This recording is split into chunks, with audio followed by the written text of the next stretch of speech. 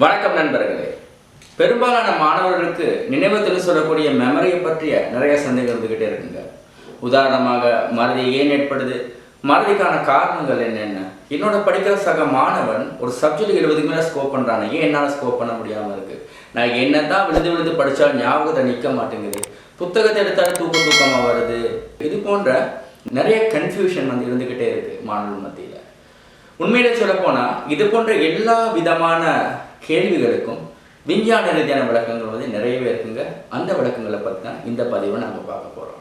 Memory புரிகிற மாதிரி சொல்லணும் அப்படின்னா, நம்ம கவனித்து பெறக்கூடிய சூழல்ல இருந்து கவனித்து பெறக்கூடிய எல்லா விதமான தகவல்களும், எல்லா விதமான இன்ஃபர்மேஷன், அதாவது நாங்கள் பார்க்கறது மூலமாக, கேட்கறது மூலமாக, இது போன்ற எல்லா விதமான இன்ஃபர்மேஷனும் பிரெயினுக்கு கொண்டு செல்லப்பட்டு அந்த பிரெயின்ல இருந்து நம்ம நினைக்கிற சமயத்தில், நினைக்கிற நேரத்தில் எங்களுக்கு அந்த இன்ஃபர்மேஷனை கொண்டு வந்து கொடுக்குறது தாங்க இந்த மெமரியோடைய வேலை. ஸோ ஈஸியாக எல்லா விஷயங்களும் மெமரைஸ் ஆகிடுமா அப்படின்னா அப்படி கிடையாதுங்க. ஒரு ப்ராசஸ் இருக்குது. அந்த ப்ராசஸ் த்ரூ அந்த தகவல் பிரெயினுக்கு ட்ரான்ஸ்ஃபர் ஆனால் மட்டும்தான் எங்களுக்கு அதை மீள பெற முடியுமே தவிர நம்ம என்னத்தான் டெக்னிக் யூஸ் பண்ணாலும் அந்த தகவல்கள் மீள பெற முடியாது. இதை தான் நம்ம மறதின்னு சொல்கிறோம். ஸோ உதாரணத்துக்கு நாங்கள் பாஸ் பேப்பர்ஸ் எடுத்துக்கலாமே. பாஸ் பேப்பர்ஸுங்கிறது பார்த்தீங்கன்னா ஒரு டெக்னிக். இந்த டெக்னிக் எதுக்கு நம்ம யூஸ் பண்ணுறோம் அப்படின்னா, ஒரு எக்ஸாமினேஷன் எடுத்துக்கிட்டால் வச்சுக்கணுங்களேன். ஒரு எக்ஸாமினேஷனில் ஒரு டைமிங் டியூரேஷன்ஸ் இருக்கும். அதாவது 3 hours 2 hours 1 hour இந்த மாதிரி. இந்த டைமிங் சென்ஸை நம்ம கற்றுக்கிறதுக்காக வேண்டியும், அதே சமயத்தில் நம்ம எக்ஸாமுக்கு வரக்கூடிய இந்த கொஷின்ஸை அண்டர்ஸ்டாண்டிங் பண்ணி கொடுறதுக்காக வேண்டியும் மாதிரி வினாக்கள் நம்ம பண்ணுவோம். அதாவது பாஸ்ட் பேப்பர்ஸ். ஸோ இதாங்க ரீசன். அதாவது 2 விஷயத்துக்காக வேண்டியது, முக்கியமாக இந்த 2 விஷயத்துக்காக வேண்டியது தான் நாங்கள் பாஸ் பேப்பர்ஸ் பண்ணுறோமே தவிர பாஸ் பேப்பர்ஸ் பண்ணுறதுனால நம்ம எக்ஸாம் பாஸ் பண்ணிட முடியாதுங்க. ஒரு பழமொழி சொல்லுவாங்க, பானையில் இருந்தால் தான் அகப்பையில் வரும்பாங்க. அது போல தாங்க நம்ம சரியான விதத்தில் மெமரைஸ் பண்ணியிருந்தால் தான், சரியான விதத்தில் அந்த பிரெயினுக்கு நம்ம அந்த இன்ஃபர்மேஷன் ட்ரான்ஸ்ஃபர் பண்ணியிருந்தால் மட்டும்தான் அந்த தகவல்களை எங்களுக்கு மீள பெற முடியும். ஸோ எப்படி அந்த தகவல்களை பிரெயினுக்கு ட்ரான்ஸ்ஃபர் பண்ணுறதுங்கிறத பற்றி இப்போ நம்ம பார்க்கலாம். Sensory memory, short term memory, long term மெமரின்னு 3 வகையான மெமரிஸ் இருக்குங்க. இதில் லாங் டேர்ம் மெமரி மிக மிக முக்கியமான ஒரு சமாச்சாரம். என்ன அப்படின்னா, நம்ம படிக்கிற எந்த ஒரு விஷயமா இருந்தாலும் அந்த இன்ஃபர்மேஷன் லாங் டேர்ம் மெமரியில் தான் சேவ் ஆகுது. நான் ஆரம்பத்திலே சொன்ன பிரெயினில் ட்ரான்ஸ்ஃபர் ஆகுறதா இருக்கலாம், மனசில் பதிருன்னு சொல்லுவோம். இது போல் நிறைய டேர்ம்ஸ் இருக்குது. நம்ம லாங் டேர்ம் மெமரிங்க. ஆனால் உண்மையிலே சொல்ல போனால் லாங் டேர்ம் மெமரி பார்த்தீங்கன்னா மெமரியிலே ரொம்ப முக்கியமான விஷயம். நம்ம பார்க்கலாம் எப்படி sensory memory to long term மெமரிக்கு தகவல்கள் பார்த்தீங்கன்னா ட்ரான்ஸ்ஃபர் ஆகுது அப்படின்னு. சென்சரி மெமரிங்க இதுதாங்க ஃபர்ஸ்ட் லெவல். இந்த சென்சரி மெமரிங்கிறது என்ன அப்படின்னா, நம்ம ஐம்புலங்களால் பெறக்கூடிய எல்லா விதமான இன்ஃபர்மேஷன், அதாவது நாங்கள் பார்க்கறது மூலமாக, கேட்கறது மூலமாக, சுவாசிக்கிறது மூலமாக, சுவைக்கிறது மூலமாக, ஸ்பர்ஷத்தின் மூலமாக பெறக்கூடிய எல்லா விதமான இன்ஃபர்மேஷனும் சென்சரி மெமரின்னு சொல்லக்கூடிய அந்த ஃபர்ஸ்ட் லெவலுக்கு சேருதுங்க. அந்த லெவலுக்கு செய்யக்கூடிய தகவல்களை நம்ம கவனித்தல் மூலமாக, அந்த தகவலுக்கு ஃபோக்கஸ் பண்ணுறது மூலமாக அந்த தகவல்கள் பார்த்தீங்கன்னா செகண்ட் லெவல்னு சொல்லக்கூடிய ஷார்ட் டேர்ம் மெமரிக்கு வருது. நம்ம கவனிச்சிருப்போம், நம்ம காலேஜில் இருக்கலாம், ஸ்கூலில் இருக்கலாம், ஆசிரியர்கள் பார்த்தீங்கன்னா பாடத்தை கவனிங்க, பாடத்தை ஃபோக்கஸ் பண்ணுங்கள், பாடத்தை புரிஞ்சு படிங்கன்னு சொல்லுவாங்க. காரணம் இது தாங்க, சென்சரி மெமரியில் இருக்கக்கூடிய அந்த பாடம், அந்த படிப்பாக இருக்கலாம், எந்த ஒரு இன்ஃபர்மேஷனாக இருக்கலாம், நம்ம கவனத்தை செலுத்த இல்லாட்டி அந்த இன்ஃபர்மேஷன் பார்த்தீங்கன்னா அந்த ஃபர்ஸ்ட் லெவலே அழிஞ்சு போயிருங்க. ஸோ மறதிக்கான அடிப்படையான முதல் காரணம் இது தாங்க. 2வது காரணம் பார்த்தீங்கன்னா, ஷார்ட் டேர்ம் மெமரிக்கு ஒரு தகவல் போயிருக்குன்னு வச்சுக்கோங்களேன். நீங்கள் படித்த பாடம் ஷார்ட் டேர்ம் மெமரிக்கே போயிடுச்சு. ஸோ ஷார்ட் டேர்ம் மெமரியில் இருக்கக்கூடிய அந்த இன்ஃபர்மேஷனை நாங்கள் ஸ்ட்ராங் பண்ணணும். ஸோ எப்படி ஸ்ட்ராங் பண்ணுறது அப்படின்னா, ரிஹர்சல் மூலமாக ஸ்ட்ராங் பண்ணலாங்க.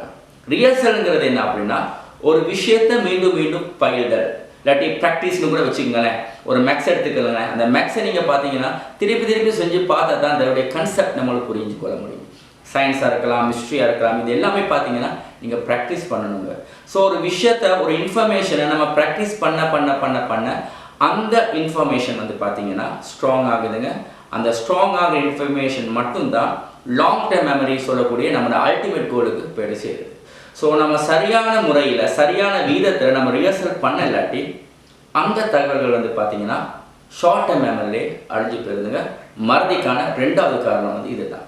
3வது காரணத்தையும் பார்த்துடலாம். லாங் டேர்ம் மெமரிக்கு ஒரு தகவல் போயாச்சுங்க.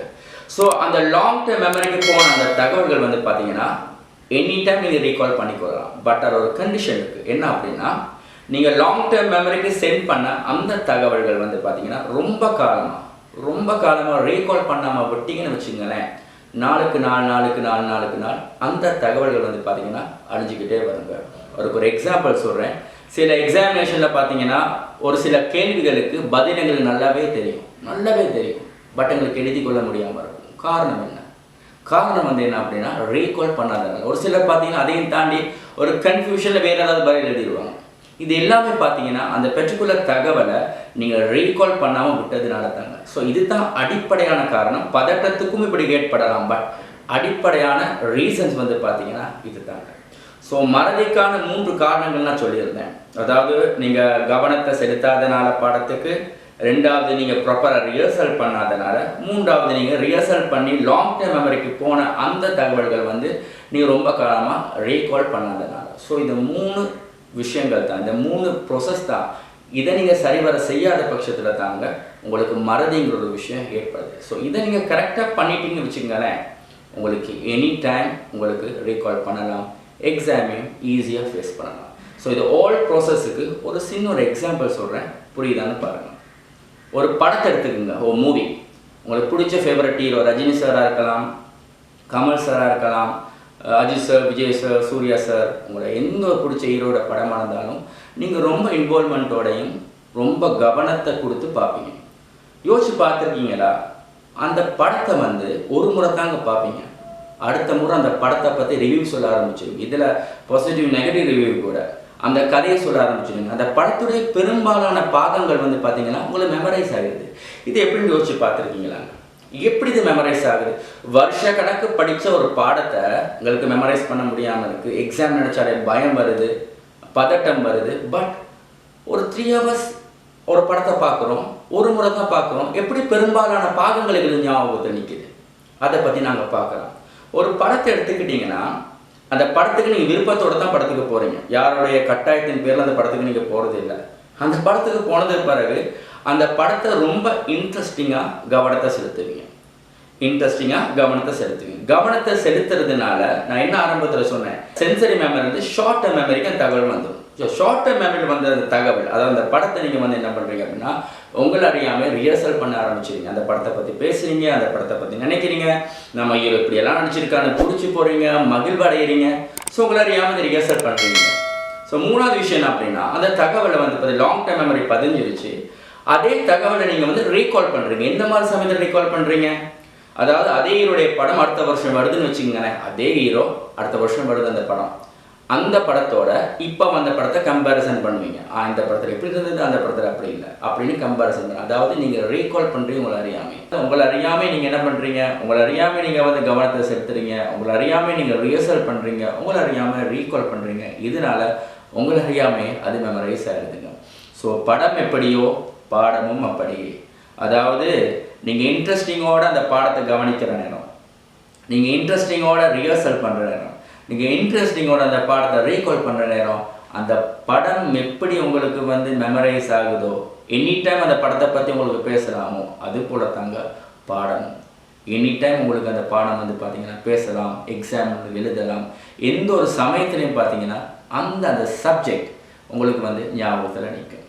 ஸோ மறதிக்கான காரணங்கள் வந்து பார்த்தீங்கன்னா இது 3 மட்டும் தானா அப்படின்னு பார்க்கணும். இன்னும் முக்கியமான 4 காரணங்கள் இருக்குது.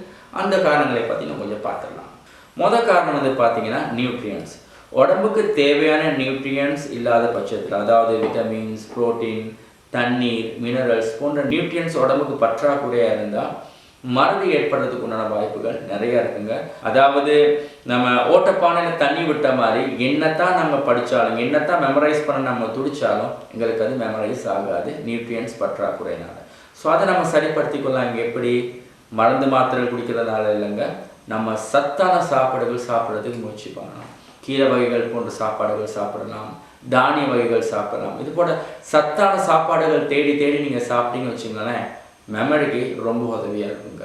2வது விஷயத்துக்கு வரலாம், தூக்கமின்மை. ஒரு சராசரி மனிதனுடைய தூக்கம் பார்த்தீங்கன்னா 7 to 8 hours கண்டிப்பாக இருக்கணுங்க. நம்ம மாணவர்கள் என்ன பண்ணுறாங்க, எக்ஸாம் நெருங்க தூக்கத்தை குறைச்சிக்கிட்டே போவாங்க.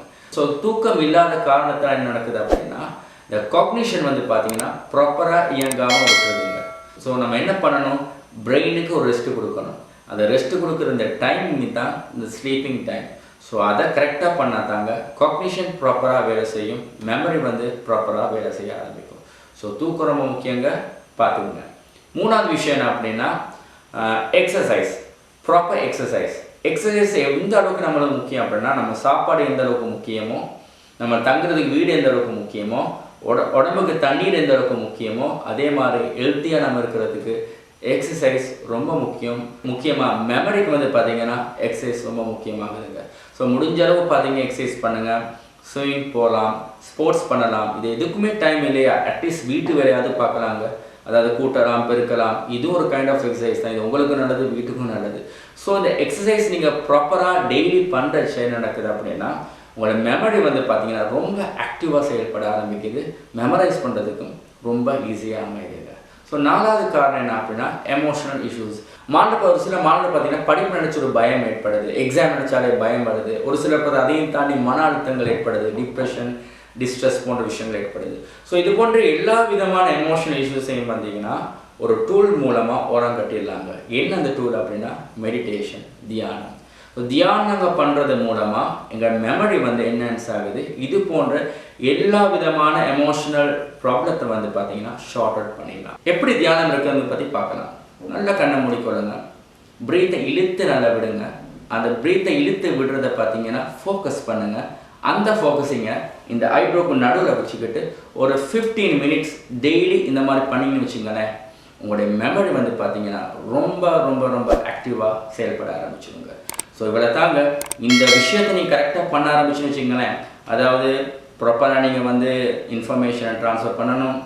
ரெண்டாவது வந்து நியூட்ரியன்ஸ் உடம்புக்கு தேவை, தூக்கம் சரியான வீதத்தில் தேவை, எக்ஸசைஸ் தேவை, தியானமும் தேவை. இதை நீங்கள் கரெக்டாக பண்ணிட்டீங்கன்னா லைஃப்பில் எக்ஸாம் மட்டும் இல்லைங்க, நிறைய விஷயத்தை நீங்கள் சாதிக்கலாம். திங்க் பண்ணி பாருங்கள், ட்ரை பண்ணி பாருங்கள். மேலும் ஒரு பதிவில் சந்திக்கலாம். வணக்கம்.